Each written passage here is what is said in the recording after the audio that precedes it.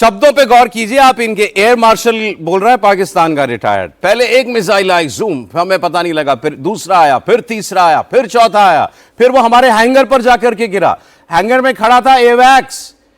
एवैक्स बताएंगे आपको air marshal bear commodore साहब, आपने पहले भी जिक्र किया था कि इनके एवैक्स टूटा है। आपके ही चैनल में अगर हमने प्रेडिक्ट किया था कि इसके अंदर जो हैंगर है भोलारी का, उसके अंदर उनकी रिपेयर, मेंटेनेंस और सर्विसिबिलिटी की जाती है और बहुत सारे टेक्नीशियन और इक्विपमेंट होता है।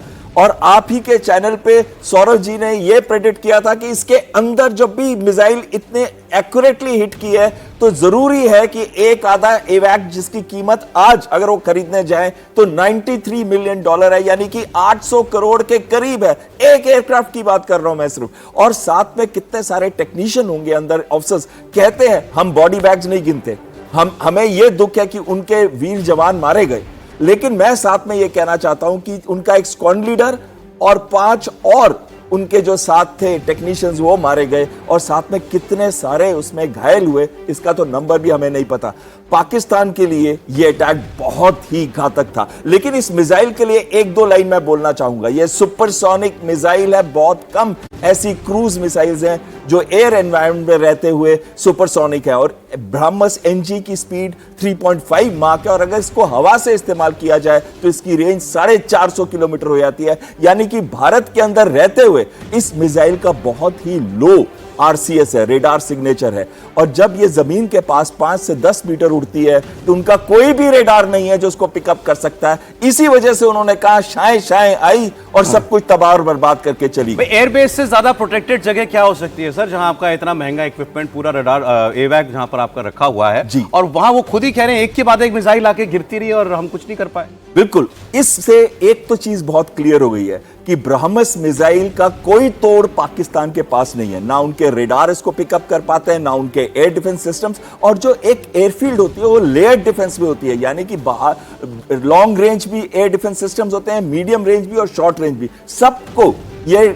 सबको ये धोखा देते हुए आती है, ऊपर चढ़ती है और टॉप अटैक करती है। लेकिन इसमें मैं एक चीज कहना चाहूंगा, भारत इस समय $375 मिलियन की सेल कर रहा है फिलीपींस को, लेकिन साथ साथ में जब ये अटैक हुए और इसका सक्सेस दुनिया ने देखा, इतने सारे लोग हमसे इसके बारे में पूछने लग गए हैं। बहुत देश है, बहुत देश है। तो ये ब्रह्मोस की काबिलियत है। और एक जोक और चल रहा है ना कि अमेरिका जो है वो अपने किसी खुले जंगल के अंदर जो है वो अपने वेपन्स टेस्ट करता है, मिसाइल टेस्ट करता है।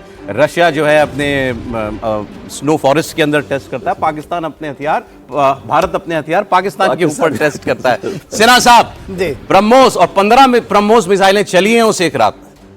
देखिए सौरभ, ब्रह्मोस के पहले भी आपके ही चैनल में आपने ही कवर किया है कि इसकी 3 तरह से हम इसकी मार करते हैं। या तो पृथ्वी टू पृथ्वी, शायद वो कह रहे थे सरफेस टू सरफेस, और हमारे पानी से और एयर से। एयर की जो है मार करने की क्षमता 500 किलोमीटर की है जो हमारी है, और 3 मैक से जाती है। और जो NG है वो है 290 किलोमीटर जो हम बाहर बेच रहे हैं। केवल 290 किलोमीटर का जो आर्मी यूज़ करती है और जो नेवी यूज़ करती है 800 किलोमीटर की उसकी रेंज है, 800।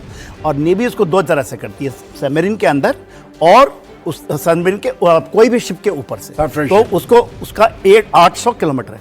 पूरी पाकिस्तान की जो डेप्थ है वो तकरीबन माना जाता है 900 किलोमीटर। तो आप सोच लीजिए, कहीं भी आप उसको ये मिसाइल कहीं भी पहुंच सकती है, कहीं भी, और वो उसको रोक नहीं सकता। पहले एक बात देखिए, ये क्रूज मिसाइल है, ये क्रूज, और क्रूज सुपरसोनिक।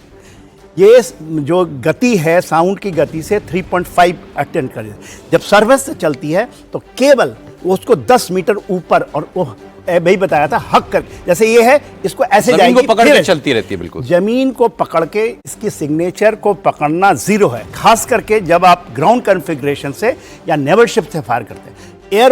एयर में आपको जाना पड़ता है ऊपर, और उसके बाद ये फायर करते हैं, तो चांसेस है कि पकड़ ले शुरू में जब लॉन्च होती है। मगर जमीन से जब फायर होता है तो इसको पकड़ना जीरो नामुमकिन है, क्योंकि वो भी ऊपर से वो डाइव करती है पहले, फिर वो जमीन के साथ चलती है, जैसे इन्होंने किया अपने इलाके से।